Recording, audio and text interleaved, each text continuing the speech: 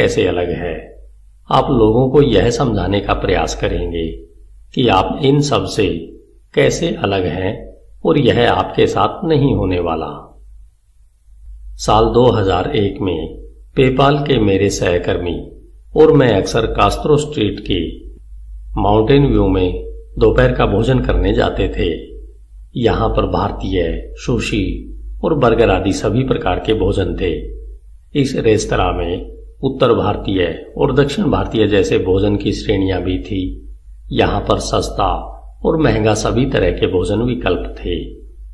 प्रतिस्पर्धी स्थानीय रेस्तरां बाजार के विपरीत पेपाल उस समय दुनिया की एकमात्र ईमेल आधारित पेमेंट कंपनी थी।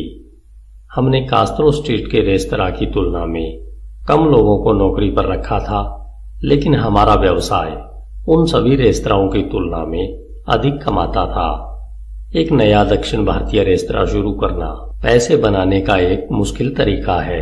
यदि आप प्रतिस्पर्धी वास्तविकता को देखते हैं और छोटे छोटे कारणों पर ध्यान केंद्रित करते हैं, तो शायद आपका व्यवसाय बने रहने की संभावना नहीं के बराबर होगी।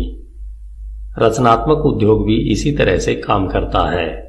कोई पटकथा लेखक यह स्वीकार नहीं करना चाहता कि उसकी नई फिल्म की स्क्रिप्ट पहले से ही कहीं पर लिखी जा चुकी है।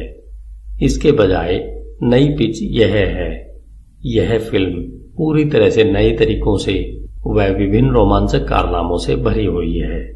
यह सच भी हो सकता है। गैर एकाधिकारवादी अपने बाजार को विभिन्न छोटे छोटे बाजारों के रूप में परिभाषित करके अपने सीक्रेट्स को बताने में अति करते हैं।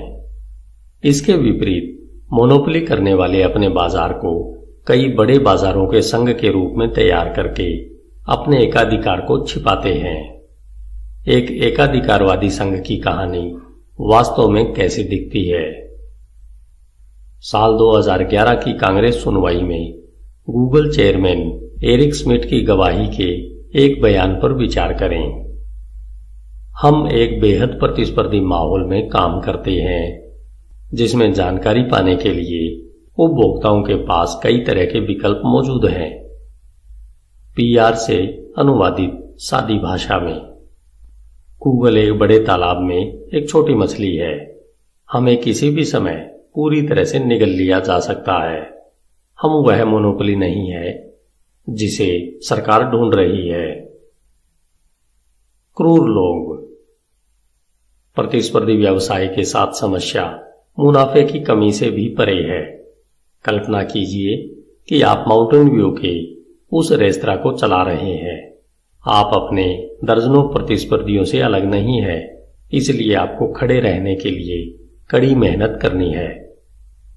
यदि आप कम मार्जिन के साथ अच्छा भोजन देते हैं, तो आप शायद कर्मचारियों को सैलरी का भुगतान भी न कर सकें और आपको अपनी पूरी ताकत लगाने की आवश्यकता होगी।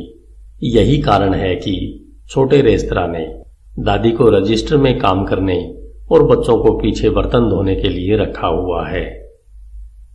रेस्टोरेंट सबसे ऊंचे रेटिंग वाले पायदान पर भी बेहतर परफॉर्म नहीं कर पाते हैं, जहां मिशेलिन के स्टार सिस्टम जैसी समीक्षा और रेटिंग व तेज कंपटीशन की संस्कृति के माहौल को बनाया है। फ्रांसीसी शेफ 3 मिशेलिन स्टार के विजेता बर्नार्ड लोइशाऊ को यह कहते हुए सुना गया था, यदि मैं 1 स्टार भी खो देता हूं तो मैं आत्महत्या कर लूंगा। मिशेलिन ने अपनी रेटिंग बरकरार रखी, लेकिन 2003 में लोइजो ने खुद को मार डाला जब एक प्रतिस्पर्धी फ्रांसीसी डाइनिंग गाइड ने उनके रेस्तरां को डाउनग्रेड किया। प्रतिस्पर्धी परिस्थितिक तंत्र लोगों को क्रूरता करने या मौत को गले लगाने की ओर धकेल देता है। गूगल की मोनोपोली अलग तरह की है, चूंकि इसे किसी के साथ प्रतिस्पर्धा करने की चिंता करने की आवश्यकता नहीं है, इसलिए इसके कर्मचारियों, इसके उत्पादों और पूरी दुनिया पर इसके प्रभाव की देखभाल करने के लिए व्यापक तरीके हैं। गूगल का आदर्श वाक्य है, बुरा मत बनो।